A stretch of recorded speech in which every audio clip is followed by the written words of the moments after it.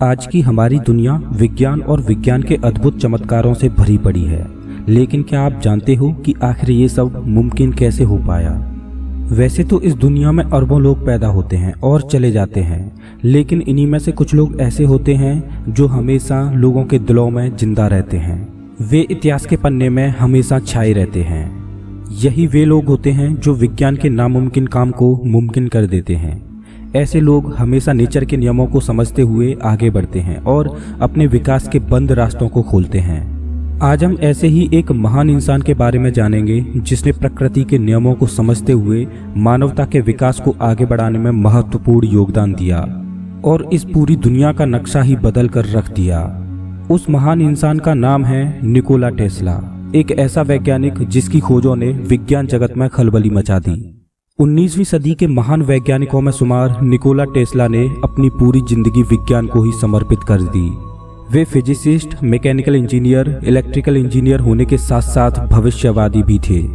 Nicola बचपन से ही अद्भुत प्रतिभाशाली थे। उनका दिमाग काफी तेज था। बचपन से ही उन्हें नेचर से बड़ा लगाव था और वे विज्ञान और विज्ञान के रहस्यों के बारे में सोचते रहते थे। निकोला को विज्ञान में नए नए आविष्कार करने की प्रेरणा अपनी माँ से मिलती थी, जो खाली समय में घर में कई छोटे मोटे उपकरण बनाया करती थी। निकोला बचपन से ही काफी ब्रिलियंट थे। इस बात का अंदाजा इससे लगाया जा सकता है कि स्कूली दिनों में टेस्ला मैथ्स के कठिन से कठिन सवालों को भी बिना कागज पेन के अपने दिमाग में ही सॉल्व कर लेते थे। इतना ही नहीं, वे एडवांस कैलकुलस के सवालों को भी दिमाग में ही सॉल्व करते थे, जिससे उनके टीचर्स को ये लगता था कि टेस्ला कहीं से नकल कर रहे हैं। ये वो दौर था जब स्कूली शिक्षा खत्म करने के बाद युवाओं के पास केवल 2 चॉइसेज हुआ करती थी। एक तो ये कि वह पादरी बन जाएं और दूसरी कि वो सेना में भर्ती हो जाएं। लेकिन निकोला टेस्ला तो किसी और ही दुनिया के सपने देख रहे थे, एक ऐसी दुनिया जो रहस्यों से भरी थी, विज्ञान की दुनिया। बताया जाता है कि स्कूली शिक्षा खत्म करने के बाद निकोला के पिता ने उन्हें पादरी बनने को कहा, लेकिन उन्होंने इनकार कर दिया। उन्होंने अपने पिता से कहा कि वे आगे पढ़ना चाहते हैं। अपने बेटे की पढ़ाई के प्रति रुचि देखकर उन्होंने 1875 में निकोला का एडमिशन ऑस्ट्रिया के एक पॉलिटेक्निक कॉलेज में करा दिया, जहां उन्होंने 9 परीक्षाओं को पास करके प्रथम स्थान प्राप्त किया। टेस्ला को नई नई खोज करने में बहुत रुचि थी, लेकिन इसके लिए वे आर्थिक रूप से कमजोर थे। इसी बीच 1881 में उन्हें एक टेलीग्राम कंपनी में नौकरी मिल गई, जहां पर उन्होंने कम्युनिकेशन इंस्ट्रूमेंट्स में कई सुधार किए और टेलीफोन एम्पलीफायर को एक नए रूप में बनाया, लेकिन इन्हें वे पेटेंट नहीं करा पाए। बताया जाता है कि निकोला टेस्ला की याददाश्त फोटोग्राफिक थी। वे जो भी आविष्कार डिजाइन करते उसे बिना कागज पर उतारे ही पूरा कर देते थे। इसलिए कुछ लोगों को लगता था कि टेस्ला के पास कोई दिव्य शक्ति है। हालांकि टेस्ला अक्सर कहा करते थे कि उनका संपर्क एलियन जैसे लोगों से होता है और उन्होंने टाइम ट्रेवल भी किया है, जहां उन्होंने फ्यूचर, प्रेजेंट और पास्ट तीनों को एक साथ जिया है। ये बात टेस्ला ने अपनी किताब माई इन्वेंशंस में भी कही है। टेस्ला की इन्हीं खूबियों के चलते 1882 में उन्हें थॉमस एडिसन की कंपनी की फ्रांस यूनिट में नौकरी मिल गई और इसके बाद 1884 में इनका ट्रांसफर अमेरिका हो गया। टेस्ला ने थॉमस एडिसन के आविष्कारों में बहुत बड़ा योगदान दिया, लेकिन फिर एक समय ऐसा आया जब एडिसन और टेस्ला के बीच इलेक्ट्रिसिटी वॉर शुरू हो गया। दोस्तों, इलेक्ट्रिसिटी वॉर पर मैं पहले ही एक वीडियो बना चुका हूं, आप उसे हमारे चैनल पर देख सकते हो। एडिसन की कंपनी छोड़ने के बाद उन्होंने अपनी खुद की कंपनी खड़ी की और उन्होंने एसी प्रणाली को लाकर दुनिया की ही किस्मत बदल दी। एसी सिस्टम से दूर दूर तक बड़ी आसानी से और काफ़ी सस्ती बिजली पहुंचाई जा सकती थी और आज भी पूरी दुनिया में घरों तक बिजली पहुंचाने के लिए एसी सिस्टम का ही उपयोग किया जाता है। आविष्कार मानो जैसे कि टेस्ला के खून में बसे हों।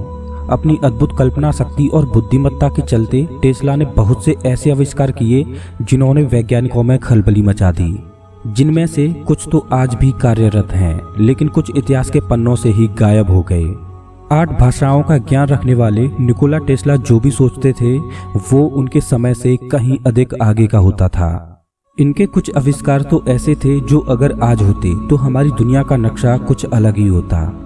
सबसे पहले टेस्ला ने चक्रीय चुंबकीय क्षेत्र के सिद्धांत की खोज की और उनका एक आविष्कार जिन्होंने आज पूरी दुनिया को रोशन कर दिया वो था एसी इलेक्ट्रिसिटी मोटर का निर्माण।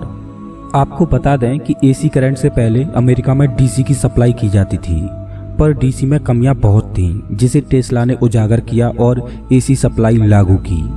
अमेरिका आने के बाद निकोला टेस्ला ने 1891 में टेस्ला कॉइल्स का निर्माण किया। टेस्ला कॉइल एक तरह की इलेक्ट्रिक सर्किट होती है जिसकी सहायता से कम करंट और हाई वोल्टेज की बिजली पैदा की जाती है। आज के समय में रेडियो, टेलीविजन और अन्य इलेक्ट्रॉनिक्स में टेस्ला कॉइल का काफ़ी उपयोग किया जा रहा है और वायरलेस ट्रांसमिशन में इसका उपयोग हो सकता है। इसके बाद इन्होंने 1895 में रेडियो संचार तकनीक का आविष्कार किया। बताया जाता है कि रेडियो संचार तकनीक पर टेस्ला काम कर रहे थे और उन्होंने ये प्रोजेक्ट बखूबी पूरा भी कर लिया था, लेकिन 1895 में ही उनकी लैब में आग लग गई, जिसकी वजह से वे इसे पेटेंट नहीं करा पाए और इसके बाद राजनीतिक कारणों के चलते रेडियो के आविष्कार का पेटेंट मार्कोनी नाम के एक इटालियन वैज्ञानिक को मिल गया।